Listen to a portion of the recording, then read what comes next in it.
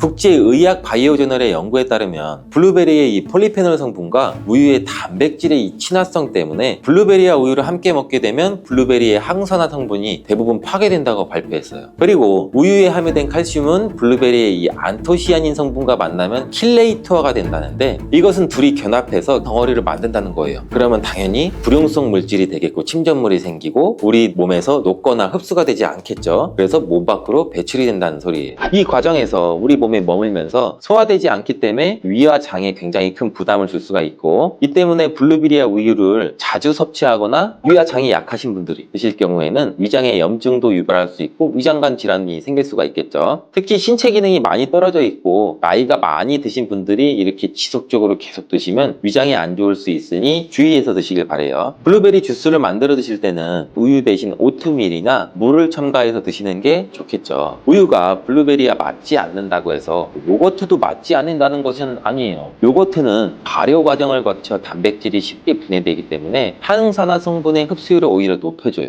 요거트에 냉동 블루베리를 얹어서 먹는 것은 좋은 블루베리를 먹는 방법이 되겠습니다. 블루베리를 드실 때 주의하셔야 할 분들도 있어요. 블루베리에는 살리실산이라는 성분이 있는데 이것 때문에 알레르기 반응을 일으키는 분들이 간혹 있거든요. 블루베리는 세계 10대 건강식품에 들어갈 만큼 우리 몸을 건강하게 하는데 굉장히 큰 도움이 되는 과일이에요. 최근 10년간 소비량이 가장 많이 늘어난 과일이기도 한데, 특히 50대 이상에서 굉장히 급속도로 섭취량이 늘어나고 있대요. 이렇게 섭취량이 급속도로 올라가고 있는 이유는 블루베리가 먹기에도 편하고 건강에도 좋다고 알려지고 있기 때문인데, 냉동 블루베리의 판매량도 요새 굉장히 많이 증가되고 있다고 해요. 냉동 블루베리를 씻지 않고 그냥 드시는 분들이 또 굉장히 많아지고 있어요. 누구는 그냥 먹어도 돼, 어떤 사람은 반드시 씻어 먹어야 돼, 의견이 굉장히 분분해요. 영상을 통해서 제가 블루베리 먹는 방법과 블루베리 효능, 함께 먹으면 안 되는 음식과 함께 먹으면 좋은 음식까지 블루베리에 대한 모든 것 제가 지금 알려드릴게요.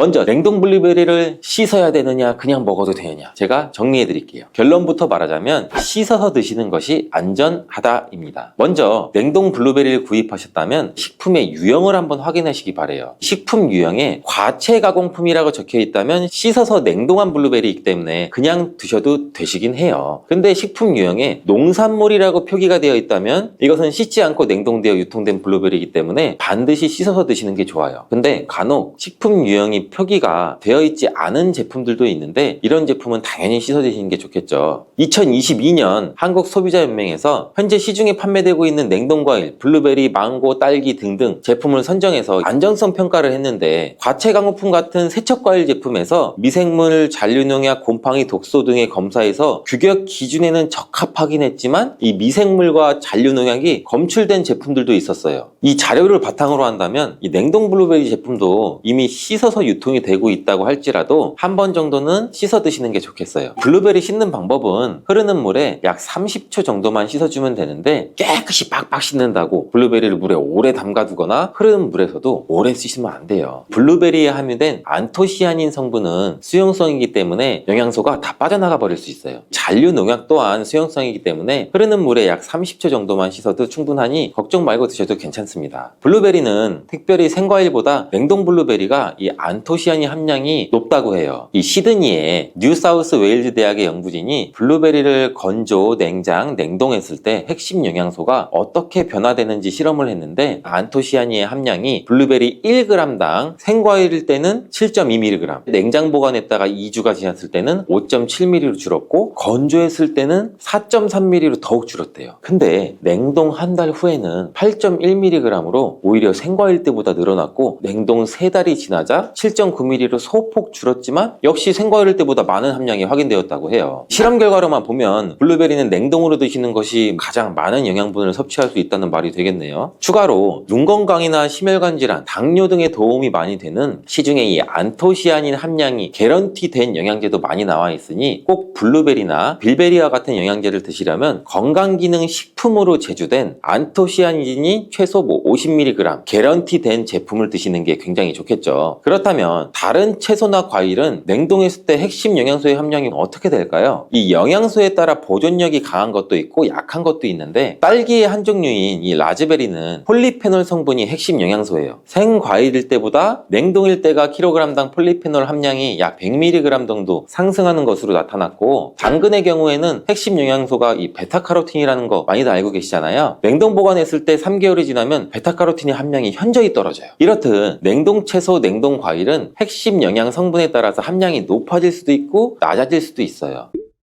냉동 블루베리를 구입하셔서 보관할 때는 주의사항이 있어요. 판매되는 냉동 블루베리는 대량으로 포장되어 있는데 한 번에 드실 수가 없는 양으로 포장이 되어 있어요. 냉동 블루베리는 해동해서 드시게 되면 녹으면서 안토시아닌까지 함께 녹아 나오기 때문에 냉동실에서 꺼내 바로 드시는 게 가장 좋아요. 혹시나 해동이 되었다면 다시 냉동하시면 안 돼요. 해동이 되면서 미생물이 증식을 하게 되고 그 상태로 냉동을 하면 미생물까지 함께 냉동이 돼요. 그것을 드시면 당연히 복통이나 설사나 이런 걸 유발할 수가 있겠죠.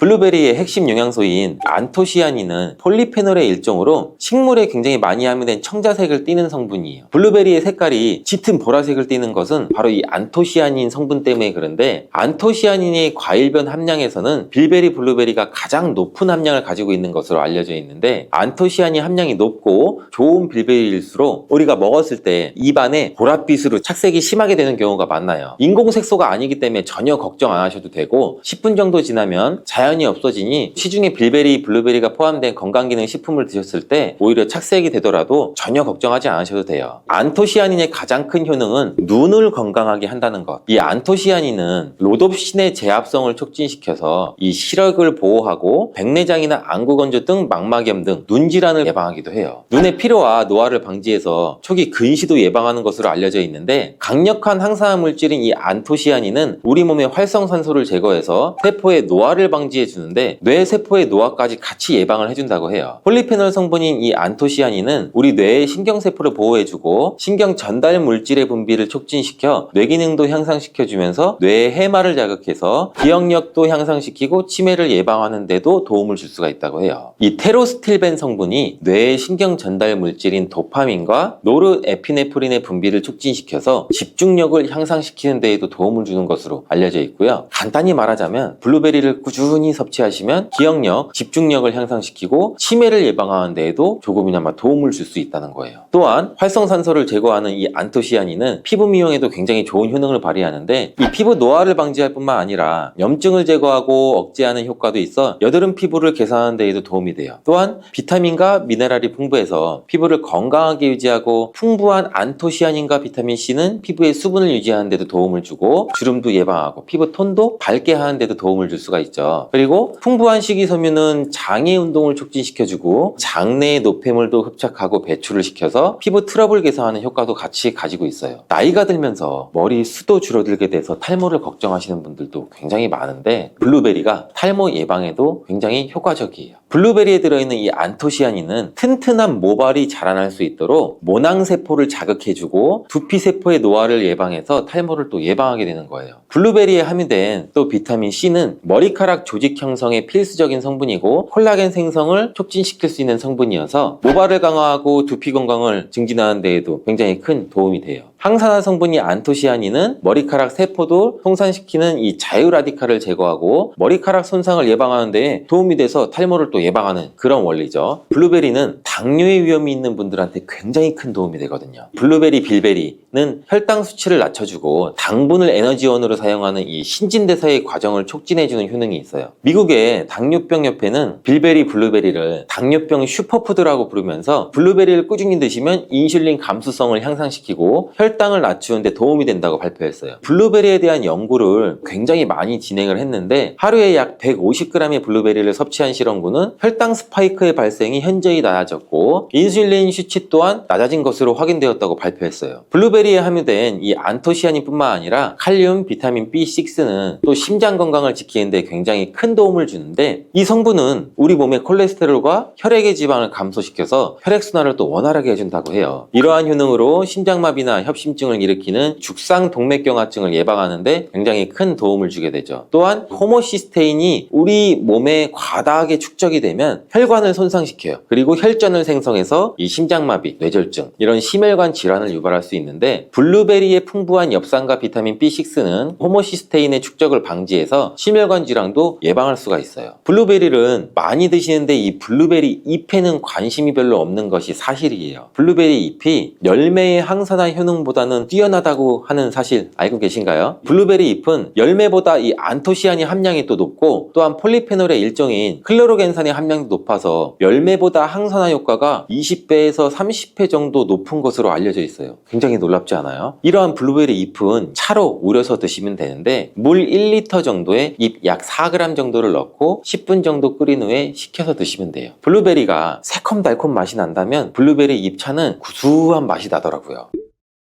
이렇게 좋은 블루베리도 함께 먹으면 안 되는 음식이 있는데 바로 우유예요. 깜짝 놀라지 않으셨나요? 보통 냉동 블루베리를 우유와 함께 믹서기에 갈아서 주스로도 쉐이크로도 많이 드시는데, 이렇게 되면 블루베리의 영양소가 파괴가 돼요. 국제의학 바이오저널의 연구에 따르면 블루베리의 이 폴리페놀 성분과 우유의 단백질의 이 친화성 때문에 블루베리와 우유를 함께 먹게 되면 블루베리의 항산화 성분이 대부분 파괴된다고 발표했어요. 그리고 우유에 함유된 칼슘은 블루베리의 이 안토시아닌 성분과 만나면 킬레이터가 된다는데, 이것은 둘이 견합해서 덩어리를 만든다는 거예요. 그러면 당연히 불용성 물질이 되겠고 침전물이 생기고 우리 몸에서 녹거나 흡수가 되지 않겠죠. 그래서 몸 밖으로 배출이 된다는 소리예요. 이 과정에서 우리 몸에 머물면서 소화되지 않기 때문에 위와 장에 굉장히 큰 부담을 줄 수가 있고, 이 때문에 블루베리와 우유를 자주 섭취하거나 위와 장이 약하신 분들이 드실 경우에는 위장에 염증도 유발할 수 있고 위장관 질환이 생길 수가 있겠죠. 특히 신체 기능이 많이 떨어져 있고 나이가 많이 드신 분들이 이렇게 지속적으로 계속 드시면 위장에 안 좋을 수 있으니 주의해서 드시길 바래요. 블루베리 주스를 만들어 드실 때는 우유 대신 오트밀이나 물을 첨가해서 드시는 게 좋겠죠. 우유가 블루베리와 맞지 않는다고 해서 요거트도 맞지 않는다는 것은 아니에요. 요거트는 발효 과정을 거쳐 단백질이 쉽게 분해되기 때문에 항산화 성분의 흡수율을 오히려 높여줘요. 요거트에 냉동 블루베리를 얹어서 먹는 것은 좋은 블루베리를 먹는 방법이 되겠습니다. 블루베리를 드실 때 주의하셔야 할 분들도 있어요. 블루베리에는 살리실산이라는 성분이 있는데 이것 때문에 알레르기 반응을 일으키는 분들이 간혹 있거든요. 블루베리를 드시면 입술이 붓거나 간지럽거나 복통과 설사의 증상이 나타난다면 즉시 블루베리 섭취를 중단하셔야 돼요. 그리고 블루베리에는 혈액을 묽게 만드는 비타민 K가 풍부하게 함유되어 있는데, 심장질환이나 뇌혈관 질환으로 이미 아스피린과 같은 혈전 용해제를 복용하시고 계신 분들이 블루베리를 과다하게 섭취하게 되면 문제가 발생할 수 있으니 적당히 드시길 바래요. 또한 사람에 따라서 블루베리가 일시적으로 혈당을 낮추는 효과도 가지고 있기 때문에 당뇨가 있는 분들이 블루베리를 과하게 섭취할 경우에는 저혈당 증세도 나타날 수 있어요. 어떤 음식이든 각자 우리 몸의 체질에 맞게 드시는 게 가장 좋겠죠. 암이 발생하는 원인 중에 하나는 활성산소 때문인데요. 활성산소는 세포를 손상시키고 변이를 일으켜 암세포가 생길 확률을 높이는 요인이 됩니다. 그런데 커큐민은 강력한 항산화 작용을 해서 활성산소를 제거하는 데 도움을 줍니다. 세포가 산화 스트레스로부터 보호되면서 DNA 변이를 줄일 수 있고 암세포 발생 가능성을 낮추는 데 도움을 주는 것이죠. 또 암 예방에서 강황을 빼놓을 수가 없는데요. 강황과 관련된 연구 논문이 약 1700편에 달하는데 그중 암과 관련된 논문만 무려 600편이 된다고 합니다. 이는 강황에 들어있는 커큐민이 다양한 암에 대한 항암 효과를 가지고 있다는 사실을 뒷받침하는 것이고요. 서양에서는 인도인들이 암에 비교적 덜 걸리는 이유가 커큐민 때문이라는 이야기가 있을 정도이고요. 실제로 여러분들은 노란색 하면 무엇이 떠오르시나요? 노란 개나리? 아니면 귀여운 병아리일까요? 혹시 건강에 좋은 노란색 하면 무엇이 떠오르시나요? 맛있는 카레의 원료인 강황이 혹시 떠오르진 않을까요? 강황이 몸에 좋다고 이야기 들어보신 분들 많을 텐데요. 강황은 노란빛을 띠는 향신료로 오랜 세월 동안 전통의학에서 활용되어 온 식물인데요. 10대 슈퍼푸드에도 꼽히는 강황이 몸에 어떻게 좋은지 알고 계신 분들 있으실까요? 강황에 대한 모든 것들, 우리가 강황을 어떻게 사용하면 더욱더 좋은지 모두 알려드릴게요. 강황을 실물로 보신 적이 있을까요? 사실 강황 그 자체로는 우리 식탁에 생소한 식품인데요. 강황은 생강과에 속하는 식물로 주로 뿌리 부분을 사용합니다. 우리가 흔히 보는 노란 가루 형태의 강황은 뿌리를 건조시킨 다음에 갈아서 만든 것인데요. 강황 속에는 커큐민이라는 성분이 풍부하게 들어있는데 이 성분이 강황 효능의 핵심 성분입니다. 그러면 강황의 효능에는 어떤 것들이 있는지 하나하나 알아볼게요.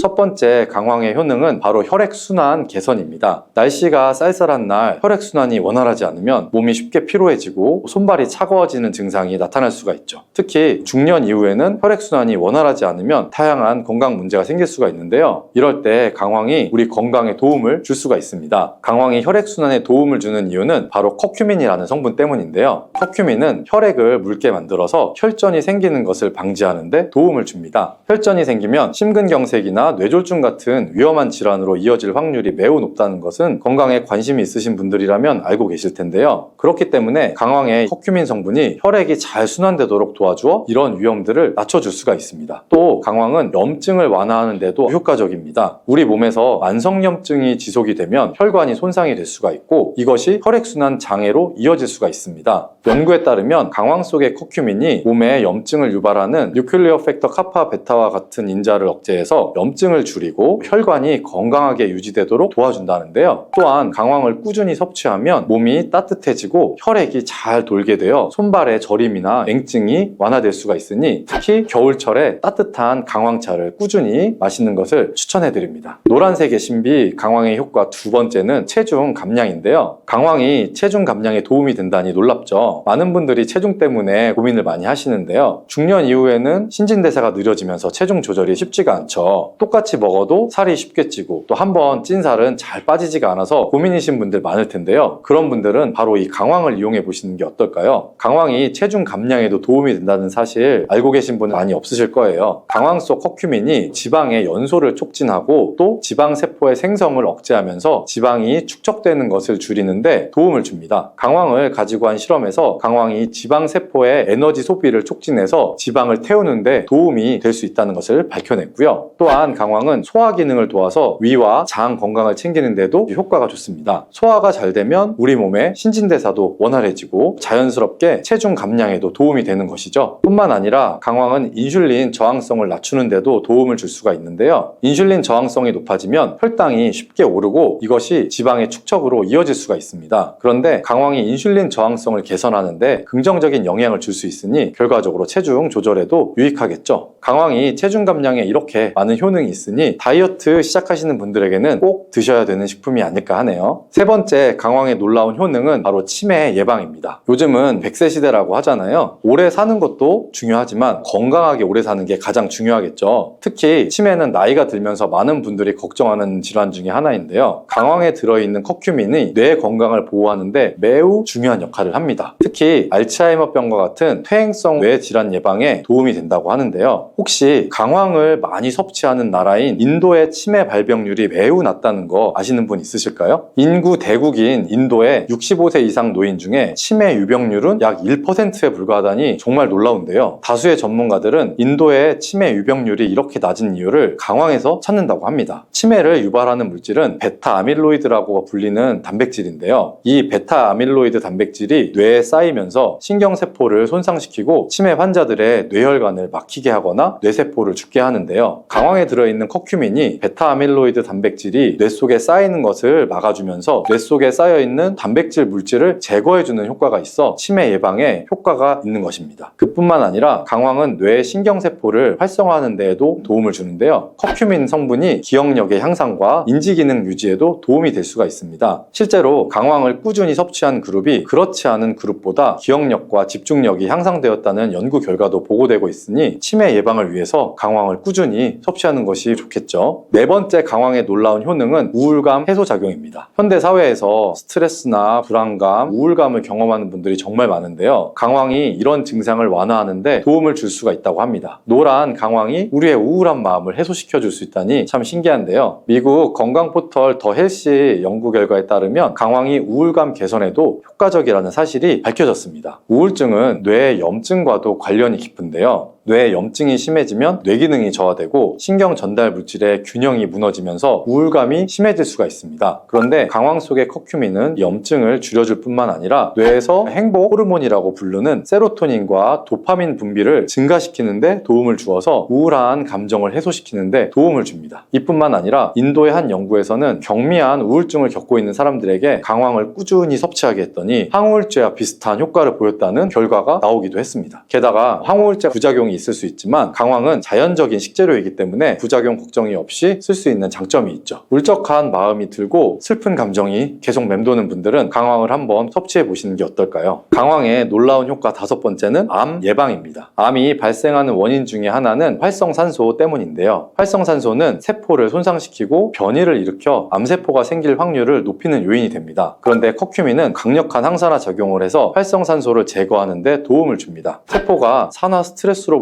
보호되면서 DNA 변이를 줄일 수 있고 암세포 발생 가능성을 낮추는 데 도움을 주는 것이죠. 또 암 예방에서 강황을 빼놓을 수가 없는데요. 강황과 관련된 연구 논문이 약 1700편에 달하는데 그중 암과 관련된 논문만 무려 600편이 된다고 합니다. 이는 강황에 들어있는 커큐민이 다양한 암에 대한 항암 효과를 가지고 있다는 사실을 뒷받침하는 것이고요. 서양에서는 인도인들이 암에 비교적 덜 걸리는 이유가 커큐민 때문이라는 이야기가 있을 정도이고요. 실제로 영국 레스터시에서 아시아계 이주민이 많은 지역을 대상으로 결장암 환자 500명을 조사한 적이 있는데요. 500명 중 아시아계 환자는 단 2명에 불과했다는 연구 결과가 있습니다. 이후 연구를 진행해 보니까 아시아계 사람들이 자주 먹는 카레, 특히 커큐민 성분이 이와 관련이 있다는 결론이 도출이 되었다고 합니다. 이 결과가 커큐민의 항암 효과를 뒷받침하는 흥미로운 사례 중에 하나라고 볼 수가 있죠. 커큐민의 항암 효과는 이뿐만이 아닌데요. 이미 암을 진단받은 사람들에게도 강황이 도움이 될 수 있다는 연구 결과가 있습니다. 커큐민은 기존의 항암 치료와 함께 사용할 경우 치료의 효과를 높이고 부작용을 줄이는데 도움을 받을 수 있다고 합니다. 예를 들어서 방사선 치료나 화학요법을 받을 때 나타날 수 있는 염증 반응과 산화 스트레스를 완화하는데 커큐민이 좋은 영향을 준다는 것인데요. 그렇다고 너무 강황에만 의존하는 건 바람직하진 않고요. 물론 항암 치료를 받는 분들은 반드시 담당 의사와 상의 후 섭취하는 것이 좋겠죠. 혈액순환, 체중 감량, 우울감 해소, 치매 예방, 암 예방 등 건강에 뛰어난 효능이 있는 강황. 그런데 강황과 궁합이 잘 맞는 식품과 함께 섭취하면 그 효능을 더욱 높일 수 있다는 거 아실까요? 강황과 찰떡궁합인 식품들과 이를 활용한 추천 요리법까지 자세히 소개해 드릴게요.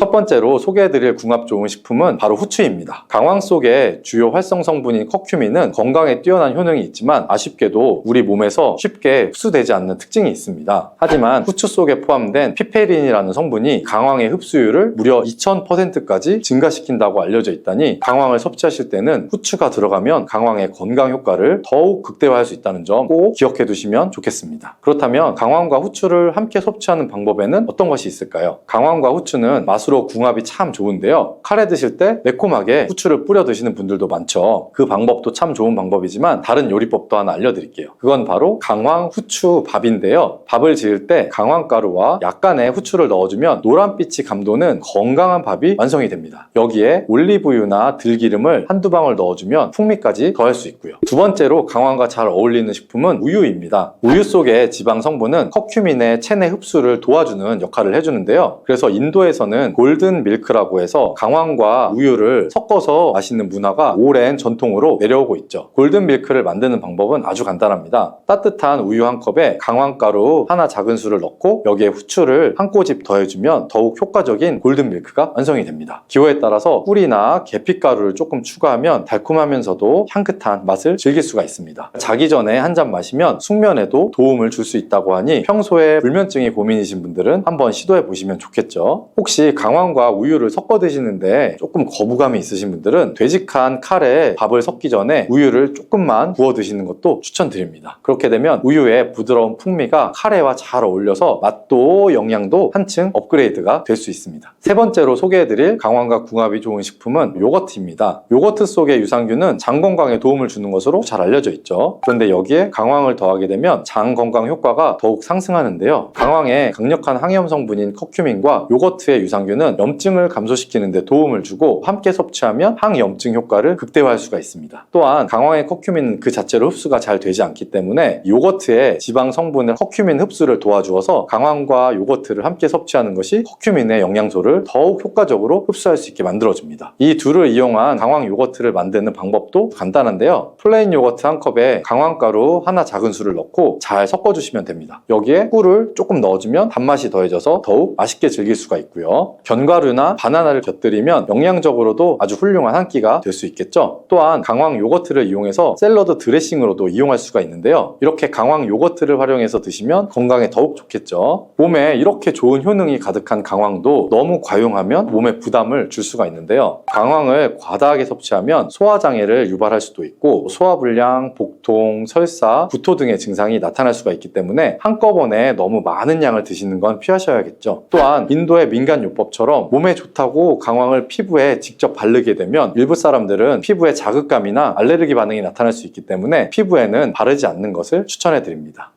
이런 고구마를 드시면 병든 혈관이 살아나고 암세포가 사라집니다.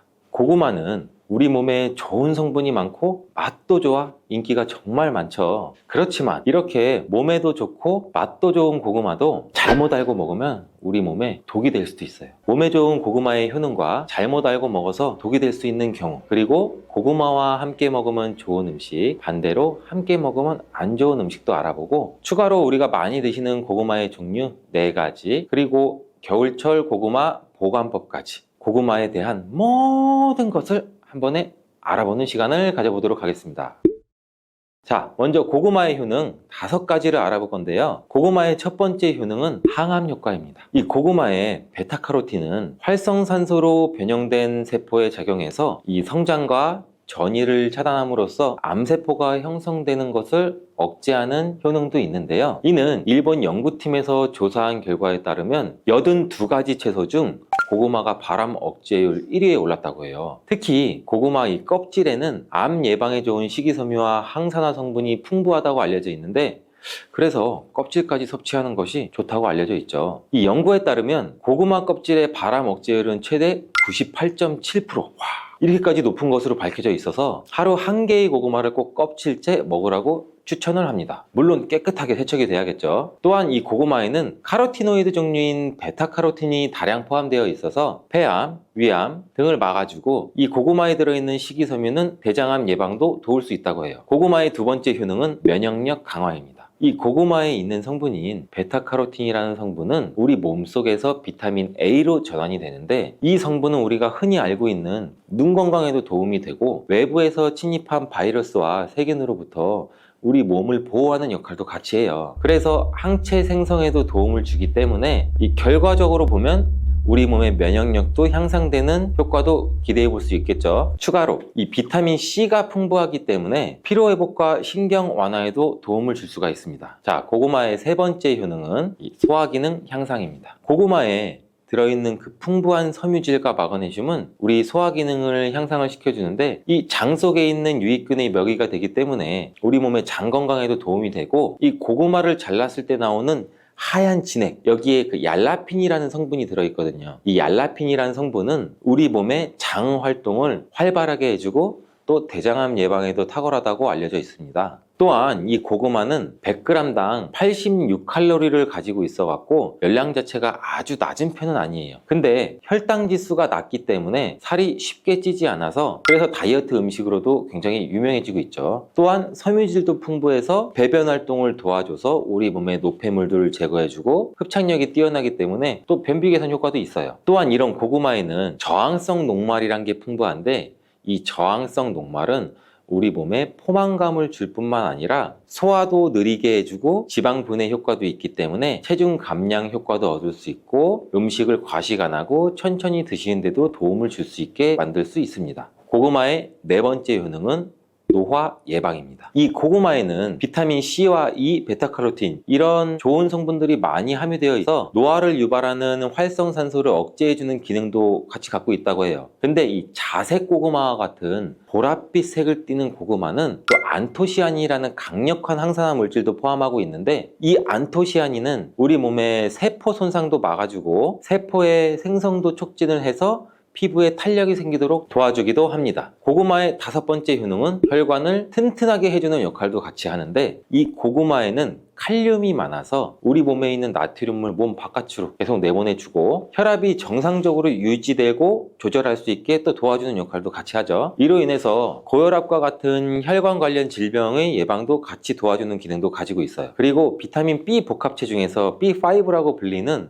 이 판토텐산이라는 물질이 들어있는데, 이는 우리 몸에 코르티솔 분비를 촉진을 시켜줘서 스트레스나 혈압 수치가 높아지는 것도 막아줄 수 있다고 해요. 이 부신피로 증후군 같이 만성피로 증후군에 도움이 되는 영양제에서도 특히나 다른 비타민들 중에서 B5라는 판토텐산 함량이 굉장히 많이 들어있는 것을 볼 수가 있는데, 이와 같이 보시면 이해하시기도 아마 쉬울 거예요. 이렇게 고구마는 이렇게 효능만 봐도 안 먹을 수 없는 정말 최고의 식품인데요. 이런 고구마도 경우에 따라서 몸에 좋을 수도 있고 독이 될 수도 있어요. 그래서 고구마 먹을 때 독이 되는 경우도 총 5가지 정도가 있는데, 어떤 경우인지 지금 바로 알아볼게요. 고구마가 독이 되는 경우, 첫 번째는 고구마에 검은 반점이 있는 고구마를 무심코 그냥 먹는 경우예요. 그냥 검은 반점이라고 해서 색깔이 그렇나 보다, 아니면 뭐 이렇게 옆에 눌렸나? 이렇게 생각하시는 분들도 많으실 거예요. 근데 고구마의 검은 반점은 대수롭지 않게 여기고 그냥 드시면 절대 안 돼요. 이 검은 반점은 고구마에 생긴 검은 무늬병이라는 건데, 고구마 검은 무늬병은 이 수확 과정에서 고구마가 상처가 생기잖아요. 이 상처가 생긴 곳에 균이 침입하게 돼서 생기는 병이에요. 수확 초기에는 잘 티가 나지 않아요. 근데 이 고구마를 저장하는 과정에서 이게 발병하게 되는데, 이 검은 반점들이 생기면서 그 반점들이 시간이 지날수록 전체적으로 퍼지게 돼요. 이 검은 반점에는 이포메아마론이라는 강력한 독소가 들어있어요. 이 독소가 생성이 되게 되고, 이 상체로 고구마를 그대로 섭취하게 되면 뭐 식욕 감퇴도 있을 수가 있고, 뭐 호흡곤란, 설사 등 뭐 다양한 부작용이 발생을 할 수가 있는데, 이 부분을 많이 드시면 정말 심한 경우는 뭐 폐와 간까지 괴사시킬 수도 있기 때문에 폐와 간에 관련된 질환을 보유하고 있는 환자분 같은 경우나 노약자, 어린이라면 특히 고구마를 섭취할 때 이러한 병에 감염된 고구마가 아닌지 꼭 확인해 주시는 게 좋습니다. 여기서 간혹 그 검게 변한 부분만 한 칼로 살짝 도려내서 먹으면 되지 않나요? 이렇게 말씀 주시는 분들도 있는데, 이 검게 변한 부분이 있다면 이미 어느 정도 전체의 그 균이 퍼진 상태고, 열을 가하거나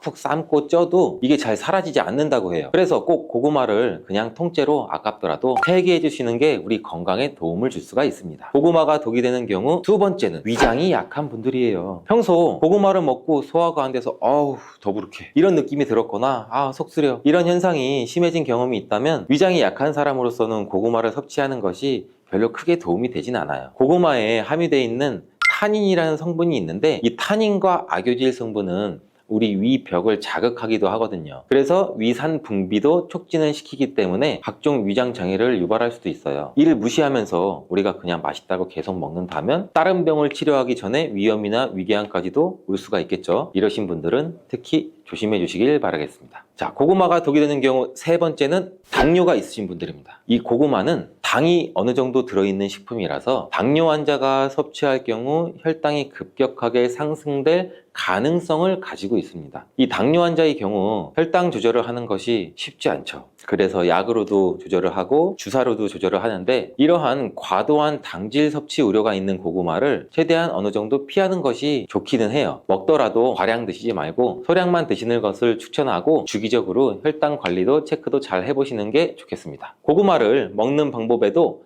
당 성분의 차이가 많이 나는데, 많이 먹는 방법으로 고구마를 쪄서 먹는 방법이 있고, 군고구마로 먹는 방법, 그리고 생으로 먹는 방법이 있는데요. 특히 군고구마의 경우 만들 때 열을 서서히 높여서 오래 익히기 때문에 이 고구마에 들어있는 전분이 당으로 바뀌는 시간이 충분해서 생고구마나 찐 고구마보다도 이 군고구마가 훨씬 당이 더 높아지게 된다고 해요. 이 고구마의 혈당 지수는 생고구마의 경우 예를 들면 55 정도 나오고, 찐 고구마가 한 70.8 정도? 근데 군고구마는 90.9입니다. 이렇게 고구마가 당뇨에 좋다고 하는 분들도 계시는데 생고구마가 당뇨나 당이 높으신 분들에게 추천드리는 이유를 아시겠죠? 이 생고구마에는 식이섬유가 풍부해서 섭취하게 되면 다당류인 전분이 단당류로 천천히 전환되기 때문에 급격한 혈당 상승을 막아줘요. 밤고구마, 호박고구마, 요새는 꿀고구마까지 정말 많이 드시는데요. 이렇게 고구마는 당 지수가 높아서 혈당을 급격히 올리기 때문에 당이 높거나 당뇨가 있으신 분들은 피하시는 게 좋고, 드신다면 생고구마를 조금씩 드시는 것도 추천을 드릴게요. 그렇다고 몸에 좋은 성분들이 이렇게 많은 고구마를 이런 분들은 먹으면 안 될까요? 이런 분들에게 꼭 맞는 혈당 문제를 해결해주는 고구마가 있어요. 자, 이게 무엇이냐면 바로 자색 고구마예요. 아까도 간단히 말씀드렸지만 이 자색 고구마는 그 보랏빛을 띠는 안토시아닌이라는 성분이 굉장히 풍부해요. 이 안토시아닌 성분은 당뇨를 예방하는 식품으로도 굉장히 많이 알려져 있죠. 이 항산화 작용과 노화 방지 기능까지 가지고 있는 고구마인데, 이 자색 고구마는 일반 고구마에 비해서 3배 이상 많은 안토시아닌 함량을 가지고 있으니 꼭 드셔보시는 게 좋겠죠. 그리고 이러한 자색 고구마도 지금이 제철입니다. 이렇게 음식에 보랏빛을 띠게 만드는 성분이 이 안토시아닌인데, 이 안토시아닌은 흔히 우리가 굉장히 많이 알고 있는 베리류, 블루베리, 빌베리, 웰더베리 굉장히 많죠. 여기에도 굉장히 많이 함유되어 있고, 이런 베리류의 영양제 같은 건강기능식품 그 뒷면을 보시면은 총 안토시아닌 함량이라고 이렇게 기능성 성분 지표가 표시되어 있어요. 이 정도로 안토시아닌 자체가 굉장히 중요한 역할을 하는데, 이 안토시아닌이 함유된 영양제를 드실 때도 이 안토시아닌의 함량 비교를 잘 하셔서 좋은 원료사 영양제를 섭취를 하는 게 도움을 줄 수 있습니다. 고구마가 독이 되는 경우, 네 번째, 신장이 약한 분들입니다. 이 고구마는 한 개당 칼륨이 약 13% 정도 들어있을 정도로 굉장히 칼륨이 풍부한 음식인데, 이 칼륨은 우리 몸에 나트륨 수치를 조절해주고 신체의 수분 함량도 조절해주고 혈압도 개선하고 뇌졸중이나 심근경색, 혈관질환 발생으로 인한 사망률을 줄여주기도 해요. 하지만 이렇게 칼륨이 풍부한 고구마는 신장이 약하신 분들에게는 오히려 독이 될 수가 있는데, 이 신장 기능이 떨어져 있는 분들은 이 칼륨을 배출하는 게 원활하지가 못해요. 그래서 과하게 칼륨을 섭취하면 그대로 혈액에 쌓이면서 칼륨 농도가 높아져 이 고칼륨 혈증도 유발할 수가 있어요. 우리 몸에 칼륨이 과도하게 축적이 되면 부정맥이나 각종 심장질환, 혈관질환을 유발할 수도 있으므로 신장이 약하신 분들은 꼭 주의해서 드시길 권장드리겠습니다. 이렇게 칼륨은 콩팥에 부담을 주므로 신장 관련 질환이 있는 사람들은 먹을 때 조심도 해야 되고, 이 중에서는 이 고구마 안에 옥살산 성분이라는 게 들어있는데, 이 옥살산 성분도 과하게 먹을 시 요로 결석도 일으킬 수가 있어요. 그러니 꼭 주의하셔야겠죠. 자, 고구마가 독이 되는 경우 다섯 번째, 담배를 피우는 사람입니다. 담배와 고구마가 무슨 상관이 있을까? 전혀 생각지도 못하신 분들 많으실 텐데, 이 고구마의 풍부한 베타카로틴 성분은 노화와 질병을 유발하는 활성산소도 제거해주고 염증 질환이나 암 예방 효과가 있으며 피부세포의 성장과 재생을 촉진하는 강력한 항산화 물질이라고 제가 말씀드린 적이 있죠. 하지만 오랫동안 흡연을 하신 분들한테는 이 베타카로틴 성분이 오히려 독으로 작용해서 폐암을 유발한다는 연구 결과도 있어요. 미국 국립보건원의 연구에 따르면 하루에 베타카로틴 섭취량이 20ml에서 30ml 정도 섭취하는 흡연자이신 분들은 베타카로틴을 복용하지 않는 흡연자에 비해서 폐암 발생 위험이 24%나 증가된 것으로 나타났어요. 근데 고구마에는 품종에 따라 차이가 있는데, 대체로 속이 노란 품종의 고구마일수록 이 베타카로틴의 함량이 높다고 해요. 이 베타카로틴은 우리 폐가 건강한 분들한테는 폐암 예방에 도움이 될 수 있지만, 반대로 흡연자의 경우 과량 섭취하면 오히려 폐암 위험률을 조금이나마 증가시킬 수 있으니 조금 조심하시는 게 좋겠죠. 그렇다고 흡연자분들은 고구마를 무조건 먹으면 안 돼요, 이런 말은 아니고요. 너무 자주 먹지만 않으면 폐암까지 가는 경우는 당연히 없을 거라고 생각해요. 하지만 이 고구마가 흡연자한테 안 좋은 영향을 줄 수 있다는 정보를 아셨으니 이제부터는 조금 조심해서 드시는 게 좋겠죠. 고구마를 드실 때 다른 여러 가지 음식들과 같이 드시는 경우도 있는데, 지금부터는 고구마와 함께 먹었을 때 궁합이 잘 맞는 음식과 함께 먹으면 궁합이 안 맞는 음식을 알아볼게요. 고구마와 함께 먹으면 좋은 음식 첫 번째는 동치미입니다. 고구마에 들어있는 전분이 감자나 옥수수에 들어있는 것보다 점도가 더 높다고 해요. 꼭꼭 씹어도 뭉치는 성질이 굉장히 강하다는 거죠. 따라서 몸 안에 들어가면 꽉 막히고 잘 안 내려가는 느낌을 받으시는 분들 굉장히 많을 거예요. 이런 고구마의 전분을 분산시키는 음식이 바로 동치미예요. 이 동치미 무 속에 들어있는 식이섬유가 고구마의 전분이 뭉치는 것을 막아주는 역할도 하는데, 특히 이 무에 있는 성분이 고구마가 장에서 발효되고 부패되는 것도 억제해주는 역할을 한다고 해요. 그러면 또 고구마와 함께 먹으면 좋은 음식 두 번째는 과연 뭘까요? 두 번째는 사과예요. 이 사과도 펩틴이라는 식이섬유가 들어있어서 고구마 전분이 소화되는 과정에서 뭉치는 것을 막아준다고 해요. 그러면 사과? 동치미밖에 없을까요? 고구마와 함께 먹으면 좋은 음식 세 번째는 뭘까요? 우유입니다. 이 우유에 들어있는 지방 성분도 고구마 전분이 서로 뭉치는 것을 막아주는 기능을 하는데, 이 우유에는 단백질과 칼슘도 들어있기 때문에 같이 먹으면 영양까지도 같이 도움을 받을 수 있습니다. 고구마와 함께 먹으면 좋은 음식이 있는 것처럼 함께 먹었을 때 궁합이 정말 안 좋은 음식도 있어요. 그 첫 번째, 소고기는 피해 주시는 게 좋아요. 한방에서는 고구마와 소고기를 상극인 식품으로 간주한다고 하는데 왜 그럴까요? 영양분이 소화와 흡수되는 것을 서로 방해할 수 있기 때문이에요. 간혹 소고기를 고구마와 함께 굽거나 소갈비찜을 만들 때도 감자도 넣고 고구마도 넣잖아요. 근데 이 두 식품을 함께 먹으면 소화가 안 될 수 있으니 피하시는 게 좋습니다. 자, 고구마와 함께 먹으면 안 좋은 음식 두 번째는 땅콩입니다. 이 땅콩은 고지방과 고단백 식품 중 하나로 지방과 단백질이 굉장히 풍부한데, 여기에 고구마는 주로 탄수화물이 풍부한 거 아시죠? 이 두 음식을 함께 섭취하면 고단백과 고지방이 함께 소화돼서 소화가 잘 안 될 수가 있어요. 또한 이 두 음식을 함께 먹게 되면 과다한 칼로리를 섭취할 수가 있어서 체중 관리에 영향을 줄 수도 있죠. 그렇다면 요즘 자주 드시는 고구마는 어떤 종류가 있을까요? 첫 번째는 누구나 잘 아시는 호박고구마입니다. 생각만 해도 호박고구마 달달하니 맛있죠. 호박고구마는 표면이 부드럽고 주황빛을 띠고 고구마 중에서도 단맛이 일품이죠. 호박고구마는 많은 사람들이 좋아하는 고구마 중에 하나고, 구워 먹거나 찐 고구마로 즐기거나 샐러드, 스무디, 베이킹 다양한 요리에 사용할 수도 있어요. 자, 두 번째는 여성분들이 또 특히 좋아하시는 밤고구마입니다. 이 밤고구마, 노란색 또는 붉은색의 표면을 가지고 다양한 크기도 있죠. 근데 이 밤고구마는 다른 고구마에 비해서 당도가 상대적으로 낮고 청량감도 살짝 있는 것이 특징이고, 구워 먹으면 밤과 비슷한 질감이나 식감도 있는 고구마를 말하는 거죠. 자, 세 번째, 꿀고구마. 이 꿀고구마라고 불리는 베니하루카라는 품종이에요.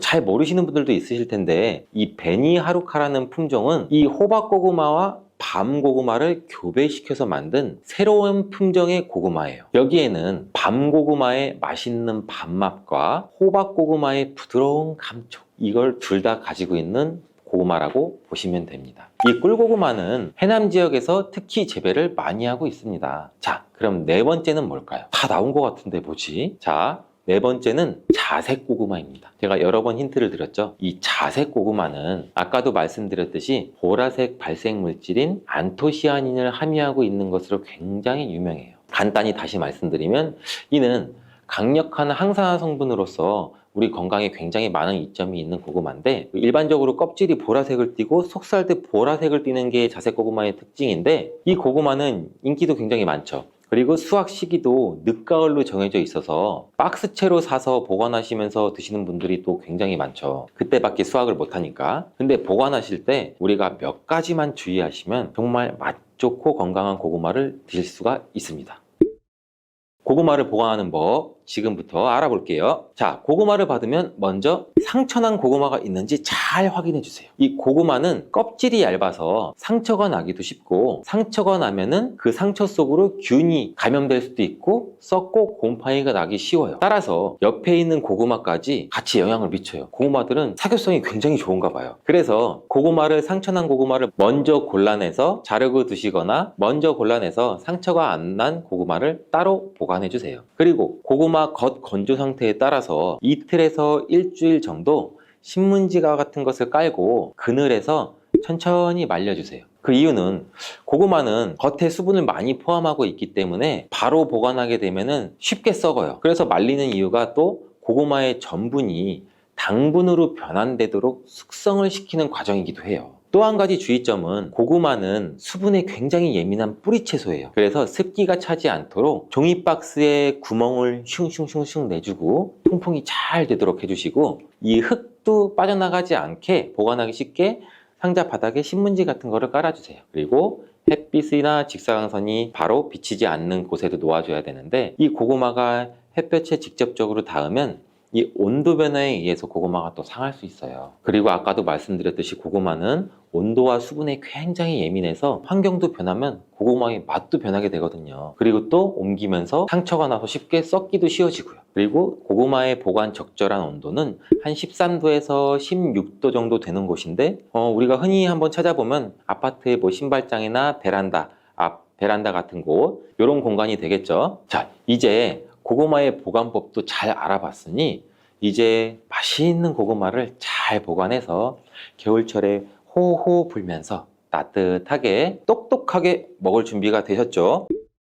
꿀은 그 자체로도 또 많은 약효가 있어요. 천연 항생제인 프로폴리스로 인해서 면역력을 높여주고 피로회복도 도와주고 위장 기능도 강화시켜주고 이렇게 도움을 주는 효능이 굉장히 많이 갖고 있는데, 특별히 이 건조된 기관지를 촉촉하게 해주는데 굉장히 좋은 효과가 있어서 기침이나 가래를 완화시켜주는 약성도 가지고 있어요. 그래서 우리 흔히 약국에 가시면 프로폴리스 스프레이도 많이 추천을 해주시잖아요. 그래서 목 아프신 분들, 기침이 많이 나시는 분들한테서 많이 추천을 해주시기도 해요. 이렇듯 꿀과 함께 드시면 또 시너지 효과가 나타나 보약이나 다름없는 식품 5가지를 제가 바로 지금 소개해 드릴게요. 첫 번째는 바로 계피예요. 계피와 꿀이 만나면 여러 가지 효능들이 있는데, 계피는 오래전부터 이 자연요법으로도 많이 사용된 식재료예요. 꿀과 계피의 조합으로 효능이 배가 된다는 것은 굉장히 많은 실험을 통해서 밝혀진 바 있고, 겨울철이 되면서 관절도 여기저기 많이 쑤셔서 힘드신 분들 많으시죠?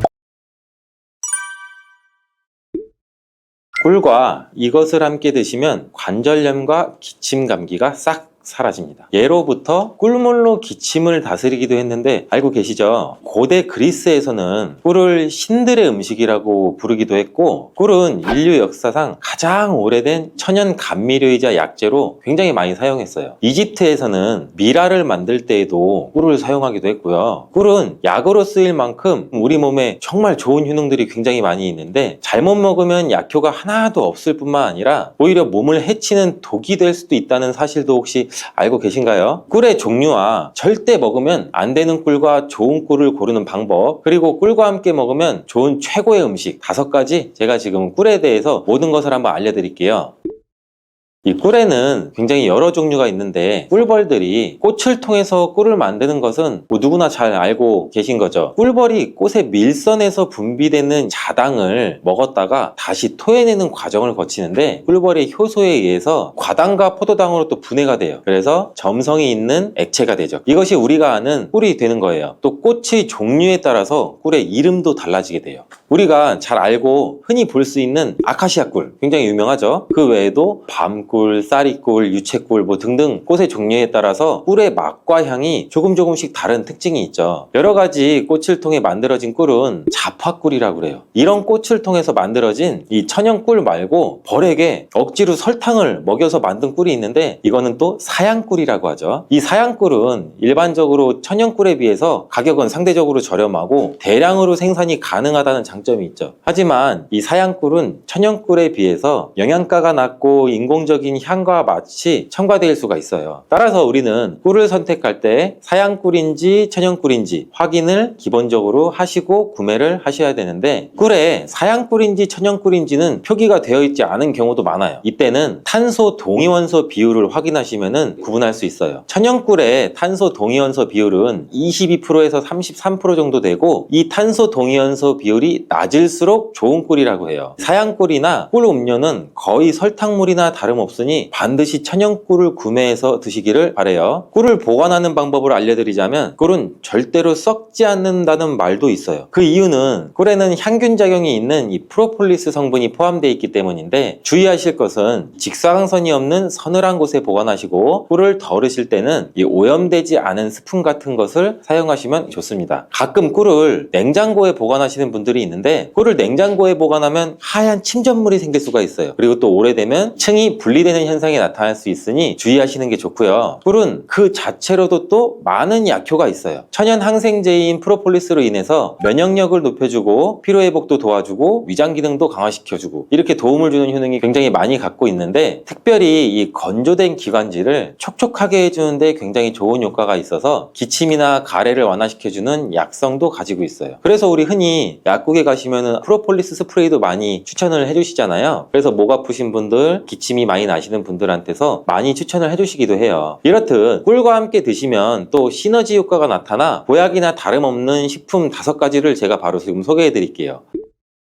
첫 번째는 바로 계피예요. 계피와 꿀이 만나면 여러 가지 효능들이 있는데, 계피는 오래전부터 이 자연요법으로도 많이 사용된 식재료예요. 꿀과 계피의 조합으로 효능이 배가 된다는 것은 굉장히 많은 실험을 통해서 밝혀진 바 있고, 겨울철이 되면서 관절도 여기저기 많이 쑤셔서 힘드신 분들 많으시죠? 지금 집중해서 영상 보세요. 꿀과 계피의 조합으로 가장 두드러지는 첫 번째 효능은 소염작용을 통한 관절의 염증을 완화시켜줘서 관절 건강에 큰 도움을 줄 수 있다는 거예요. 덴마크 코펜하겐 대학에서 꿀과 계피의 관절염 개선 효과에 대해 연구를 했는데, 연구진들은 약 200명의 관절염 환자를 대상으로 아침과 저녁 식사 전에 따뜻한 물에 꿀 한 스푼과 계피 반 스푼을 티스푼으로 섞어서 마시게 했어요. 일주일 만에 환자의 약 73% 정도가 통증이 유의미하게 개선이 되었고, 한 달 내에 이전에 걷기도 힘들었던 환자의 대부분이 통증이 많이 감소돼서 걸을 수도 있게 되었다고 해요. 이 연구는 꿀과 계피를 함께 복용하면 관절염 환자의 증상을 개선한다는 데 도움이 될 수 있다는 것을 보여주고 있어요. 꿀과 계피를 함께 먹을 때의 효능 두 번째는 콜레스테롤을 조절해서 혈관 건강 개선에 도움을 준다는 거예요. 덴마크 농무부 연구 결과에 따르면 계피를 40일 동안 이 4분의 1 티스푼을 섭취하자 중성지방이 30%, 콜레스테롤은 20%나 감소했다고 해요. 꿀은 지질대사라고 해서 나쁜 콜레스테롤은 줄이고 좋은 콜레스테롤은 늘리는 작용을 해서, 계피도 풍부한 폴리페놀 성분이 꿀과 비슷한 효능을 나타낸다고 해요. 이 효능들이 더해지니 혈관의 지방을 제거하고 동맥과 혈관도 튼튼하게 해주고 심장이나 뇌졸중과 같은 이 혈관 질환을 예방할 수 있는데 도움을 줄 수 있다는 거죠. 꿀과 계피를 함께 먹을 때의 효능 세 번째는 감기와 독감 완화시켜줄 수 있다는 거고, 요즘같이 추운 날씨에 감기 굉장히 많이 걸리시잖아요. 이때 계피와 꿀을 섞으면 굉장히 우리 몸에 도움이 돼요. 날씨가 추워지면 체온이 떨어지고, 체온이 떨어지게 되면 이 면역력이 떨어지게 돼서 감기에 걸리기 쉬워지는 환경에 우리가 노출이 되는데, 꿀과 계피에는 면역력을 강화시켜주는 성분이 함유되어 있고 항균 및 항바이러스 효과가 있는 성분도 함유되어 있어서 감기와 독감을 예방하는데 굉장히 큰 도움을 줄 수가 있어요. 또한 항염증 효과가 있는 성분이 함유되어 있어 감기와 독감의 증상인 이 발열, 인후통, 근육통 등을 완화시키는 데에도 굉장히 효과가 커요. 꿀과 계피를 함께 먹을 때의 효능 네 번째는 위장장애를 개선하는 데 도움을 줄 수 있다는 건데, 꿀과 계피는 소화를 촉진시키고 위장 온도를 원활하게 도와주는 효능이 있어요. 위장을 따뜻하게 해주는 효능도 같이 가지고 있고요. 또한 꿀은 위산을 중화시켜서 소화를 돕는 역할도 같이 하기도 해요. 꿀과 계피가 위에 들어가면 위장의 점막이 자극이 돼서 위액 분비를 왕성하게 해줘서 소화장애에 도움을 줄 수 있어요. 그리고 위에 생긴 상처를 치료해줘서 개선을 시켜줄 수도 있고, 위궤양을 막고 이 경련성 통증도 억제해서 위장의 연동응전도 촉진하고 가스 제거도 같이 배출시키는 효과도 가지고 있어요. 꿀과 계피를 함께 먹을 때의 효능 다섯 번째는 노화 방지와 피부 개선에 도움을 준다는 거예요. 미국의 일리노이드 대학 연구팀은 꿀의 항산화 성분이 남성의 신체에 미치는 영향을 조사하기 위해서 남성을 대상으로 꿀물 섭취 그룹과 이 위약 그룹으로 나눠 연구를 진행한 실험도 있는데, 그 연구 결과 꿀물을 섭취한 그룹은 꿀물을 섭취하지 않은 그룹에 비해서 항산화 성분이 증가하고 신체 기능이 개선되는 효과가 나타났다고 발표를 했죠. 이는 꿀에 함유된 항산화 성분이 우리 몸에 활성산소를 제거해주고 노화도 방지해주고 면역력도 강화시켜주는 효과가 있기 때문이라는 말일 수가 있겠죠. 또 피부를 건강하게 해주는 효과도 볼 수 있었는데, 꿀과 계피를 함께 먹으면 피부의 보습과 탄력도 유지할 수 있어요. 그리고 꿀은 피부에 수분을 공급하고 계피는 우리 피부의 염증을 완화시켜주는 효과도 가지고 있어요. 꿀과 함께 드실 때 최고의 식품 중 두 번째는 마늘이 있죠. 꿀에 마늘을 재워서 드시는 분들 많이 계시잖아요. 아주 잘하고 계신 거예요. 이 꿀과 마늘 마늘을 함께 드시면 우리 몸에 굉장히 좋은데, 꿀과 마늘이 모두 면역력을 강화시키는 성분이 풍부하게 함유가 되어 있어요. 특히 이 마늘의 알리신 성분은 항균 및 항바이러스 효과가 뛰어나서 감기나 독감 등의 질병을 예방하는데 굉장히 큰 도움을 주고, 또한 마늘의 이 알리신 성분은 우리 혈압도 조절해주는 역할도 하고 우리 혈액을 맑게 유지해주면서 혈관을 건강하게 유지시켜주는 효능도 같이 갖고 있어요. 꿀은 혈액순환도 촉진하고 혈압을 낮추는 데에도 도움을 줄 수가 있어요. 꿀과 마늘 모두 항산화 작용이 뛰어난 성분들이 함유가 되어 있어 우리 몸에 활성산소도 제거해줘 노화를 방지해주는 효과도 가지고 있죠. 꿀과 함께 드실 때 최고의 식품 세 번째는 무예요. 무를 채를 써서 꿀에 재워 드시면 되는데, 기침과 가래에 효과가 아주 좋은 천연 약재라고 보시면 돼요. 감기에 걸려서 기침이 잘 낫지 않고 속이 더부룩하고 또 소화도 안 될 때 꿀에 무를 재운 걸 드시면 너무 좋은데, 무의 매운맛을 내는 이 시니그린 성분이 위장에 우리 점막을 자극해서 점액 분비를 활성화시킬 뿐만 아니라 기관지 점막에 붙어있는 가래도 묽게 만들어 몸 밖으로 쉽게 배출되는데 큰 도움을 주게 돼요. 또한 꿀은 기침의 약재로 많이 쓰이게 되는데, 영국에 있는 옥스퍼드 대학 연구팀이 감기 환자 약 1761명을 대상으로 조사한 결과 꿀을 먹은 환자는 감기 증상이 개선이 되고 치료 기간 또한 단축된다는 효과가 있었다고 보고되었는데, 한 연구에 따르면 알러지 감기 치료에 사용되는 이 항히스타민제인 디페니드라민 성분을 복용한 환자보다 꿀을 먹은 환자가 기침의 빈도와 정도가 더욱 개선되었다고 해요. 꿀과 함께 드실 때 최고의 식품 네 번째는 바로 오미자예요. 오미자와 꿀이 만나면 우리 몸의 호흡기 질환, 만성 기침에 굉장히 좋은 효능이 있는데, 요즘같이 찬바람이 불면 목이 건조해지면서 마른 기침이 계속 나와 또 힘들 수가 있죠. 또 마른 기침이 계속 나지만 가래가 없는 분들, 장기침이 계속 나와서 기침을 많이 하면 가슴도 아프잖아요. 그리고 또 일상생활 하는데 지장도 많이 있고 불편하신 분들이 굉장히 많잖아요. 이런 분들한테는 꿀과 오미자가 정말 좋은 조합이에요. 오미자는 폐와 기관지를 촉촉하게 해줘서 이런 마른 기침에도 효과적입니다. 꿀과 함께 드실 때 최고의 식품 다섯 번째는 바로 생강이에요. 생강을 채로 잘게 썰거나 갈아서 꿀에 재워서 드시면 되는데, 꿀 생강은 기침에 당연히 좋고 몸에 찬 기운이 돌고 혈액순환이 안 되는 것 같을 때 드시면 더욱더 좋아요. 몸을 따뜻하게 데워주는 효과가 있고, 감기 초기 그리고 몸살이 났을 때도 드시면 컨디션을 회복하는데 굉장히 큰 도움을 받을 수가 있죠. 또한 소화불량일 때에도 꿀 생강을 드시면 속이 편안해지는 것도 느껴보실 수 있을 거예요.